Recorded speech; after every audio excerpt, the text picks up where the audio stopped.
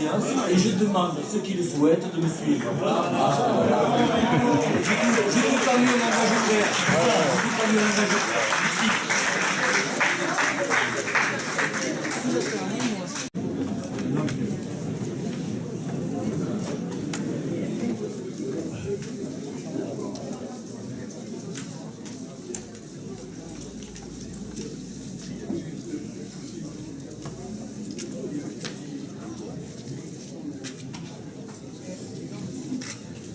Bon, on s'excuse de cette longueur de discussion.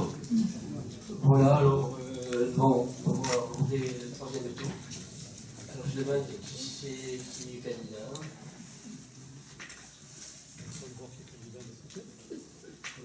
On attend de voir qui est candidat de côté.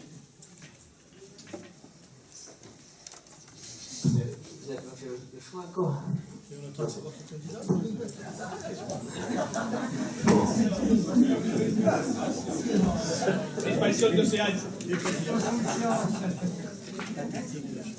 Et bien, je vais prendre le candidat. Voilà, je suis candidat à la candidate.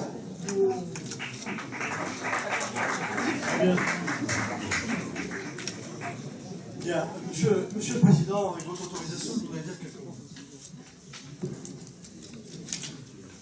Vous avez noté dans mon propos tout à l'heure l'esprit dans lequel j'ai présidé le Grand Arbre depuis 2008. Jamais on a dit le Grand Arbre est à droite. Jamais. Parce que ce n'était pas vrai.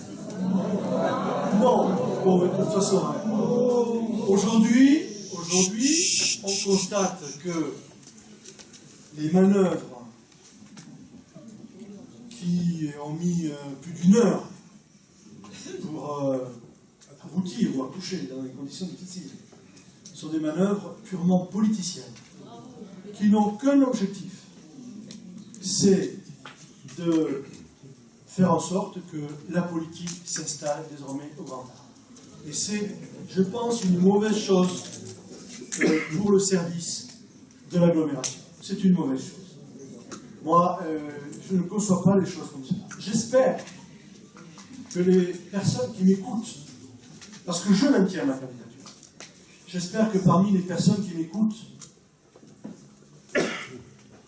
tous auront le courage d'aller jusqu'au bout de leurs convictions. Et j'espère qu'il y en aura beaucoup qui partageront mon sentiment. C'était bien joli les propos tout à l'heure introductifs de M. Bouvet. Quand je vois le résultat auquel on arrive maintenant, c'est magouille et compagnie. Et c'est regrettable.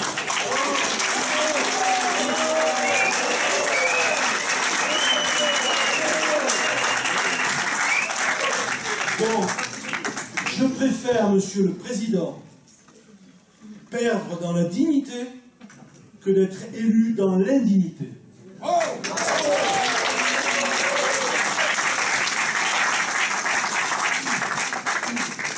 Vous avez dit, c'est le soulagé qui... Je peux terminer? Non, voilà, je voulais dire que moi aussi j'ai été très respectueuse de dignité. Et de la même manière, je fais partie des gens qui défendent le principe de 6e République, c'est-à-dire une République citoyenne. Donc je fais partie des gens qui pensent également que ce qui est en train de se passer ici, peut heurter un certain nombre de personnes.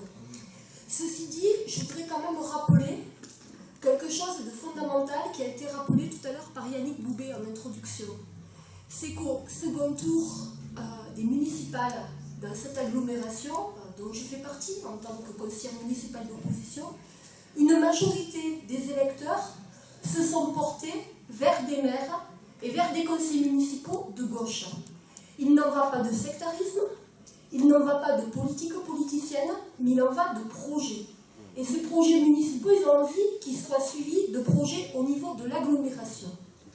Donc on a été confrontés à un cas concret, les gens de gauche, assis autour de cette table, qui passe en effet par une manière de voter avec des suffrages impartis à chacune des communes. Et ce qu'on essaie de sauver en ce moment, eh bien, c'est l'idée qu'on puisse avoir, au niveau du Grand Arbre, un président de gauche qui travaillera dans la collégialité, qui travaillera dans la démocratie, qui travaillera dans le respect de la diversité et d'abord avec les maires. Et moi, je peux vous dire que c'est dans ce sens que je m'engage et sans ambiguïté. Je partage complètement ce que vient de dire Marie-Pierre Odieu. C'est vrai que j'étais prêt à assumer ces fonctions pour lesquelles je m'étais préparé. C'est vrai que j'avais su fédérer avec un projet qui devait mobiliser des forces en mouvement pour ce territoire. Je suis un démocrate. Marie-Pierre l'a dit, plus de 60% des électeurs de ce territoire avaient fait confiance à la gauche les 23 et 30 mars. Il faut de la cohérence.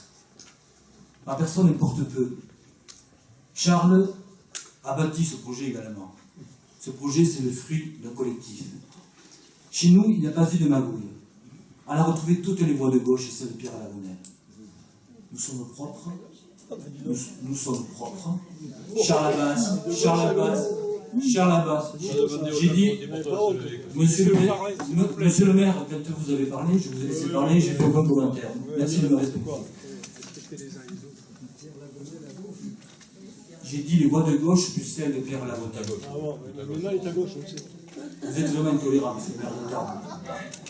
Ce que je voulais dire par là, c'est que ce soir, il n'y a pas de magouille ici.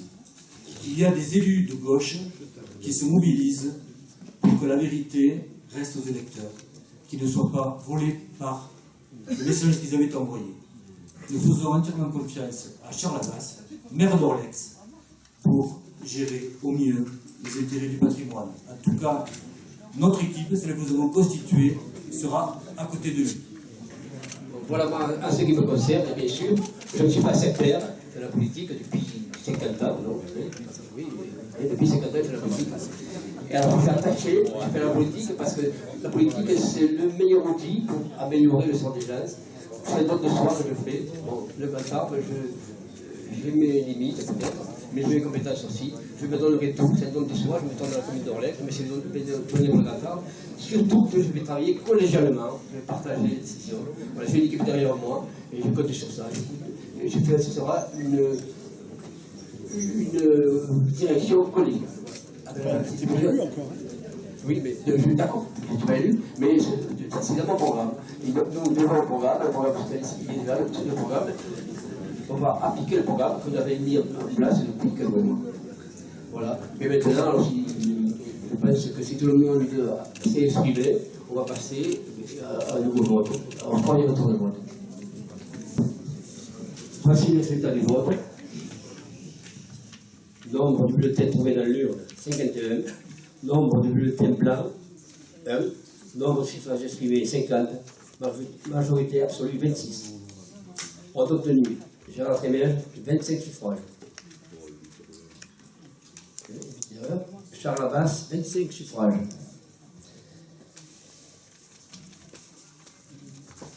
Bien sûr, la majorité absolue était de 26, mais compte tenu que c'est un deuxième tour, c'est la majorité relative. Il y a égalité, mais compte tenu de l'âge, c'est Charles Abbas qui est président de la communauté d'intégration des Cantabres.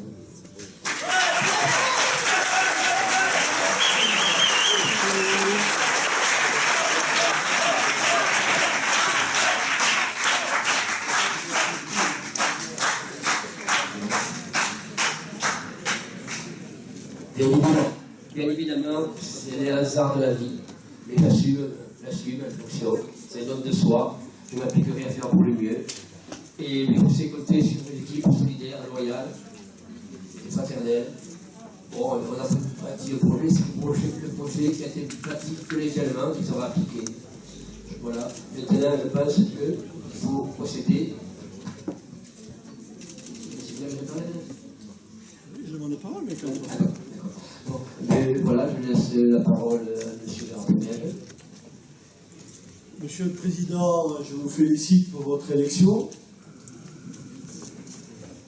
acquise au privilège de l'âge, et c'est une qualité dont, pour l'instant, je me réjouis, pour ce qui me concerne. Je vous demande une interruption de séance. de 5 minutes.